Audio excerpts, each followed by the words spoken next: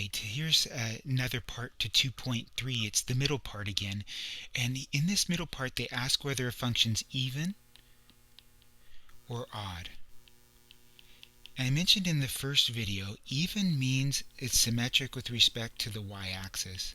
So what does that mean?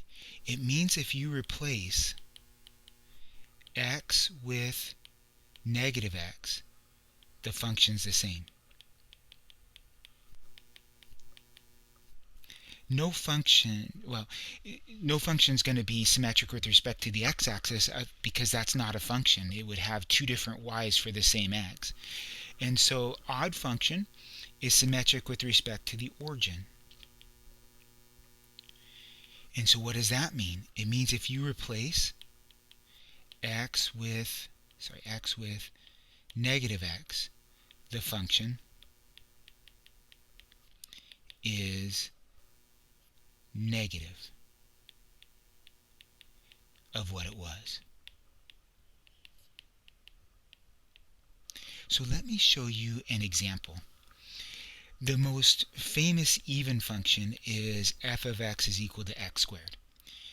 So there's the original function. What we're saying is, and let me get a color scheme here. If you replace x with negative x,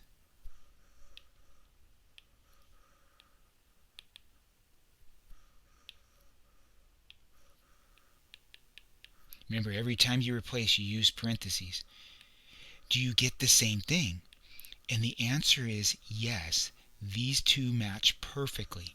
So plugging in a negative x made no difference. You get the exact same output out. That's the easiest way I can get you to see that.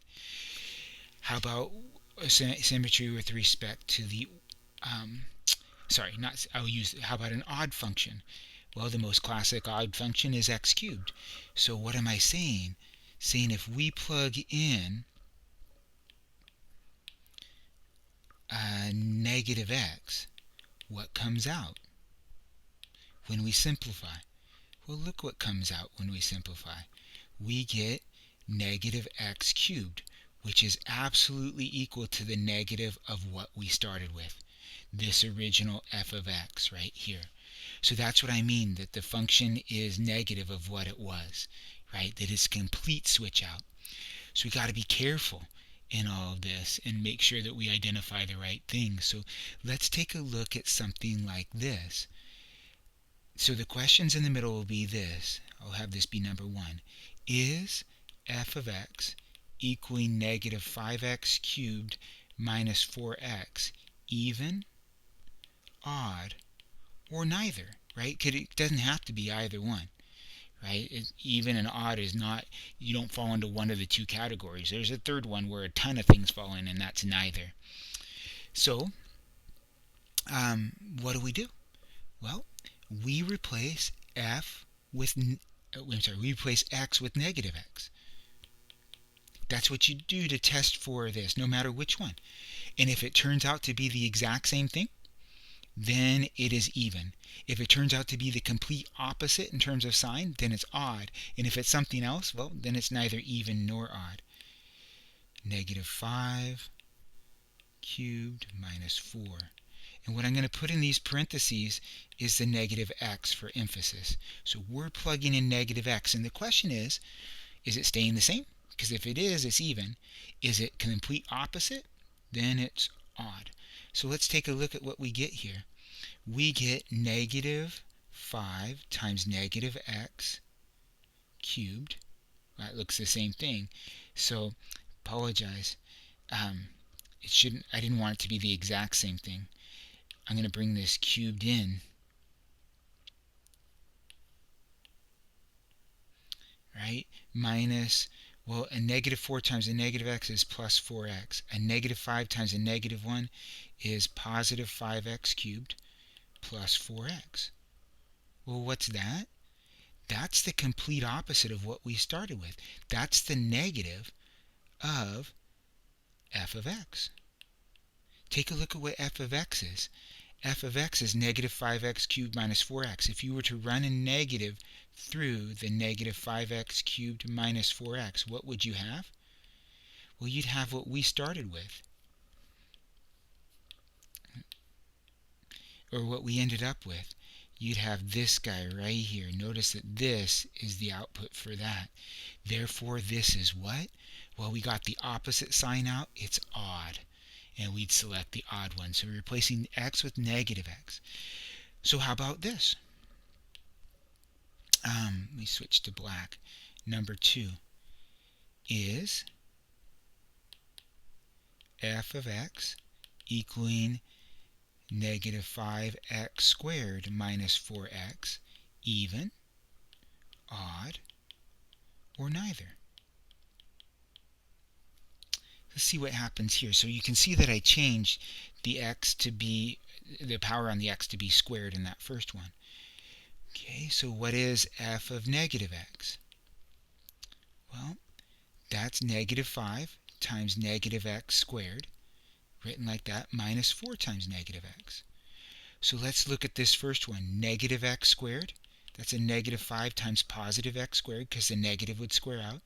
And negative 4 times negative x is plus 4x. Now, do we have the exact same thing? So if we have the same thing, so if we look first for even, let me get the highlighter. If we look first for even, we're not even. The first things are the same, but the second one's not. And so it's not even. So we'll bunk that out of there. Let's check for odd. Okay, odd would mean everybody changes signs. The second thing changed signs, so that's good.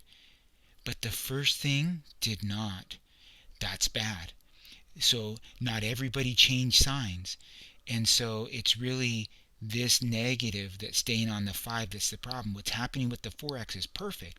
But because it didn't happen to everything, it's not odd either. So if it's not even or odd, well, there's a right choice to make. And that right choice is neither. Okay, and that's going to happen sometimes. Actually, a lot of times.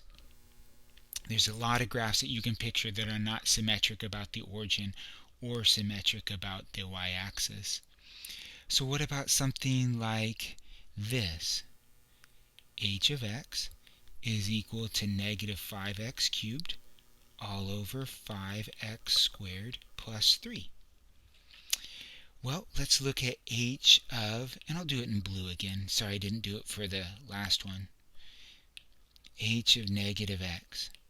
Well, that's negative 5 times something cubed all over 5 times something squared plus 3. And let me go put that something in. That something's a negative x. And so we're going to get a brand new function out of this. Now, if it looks exactly the same, we're going to call it even. I'll keep it in blue. So what do we have here? We have a negative 5 times a negative x cubed all over 5 times x squared plus 3. So the bottom did stay the same, but the top is different. The top is 5x cubed now, all over 5x squared plus 3. So is this even, odd, or neither? And the answer is it's odd. Do you see it? H of x is equal to that.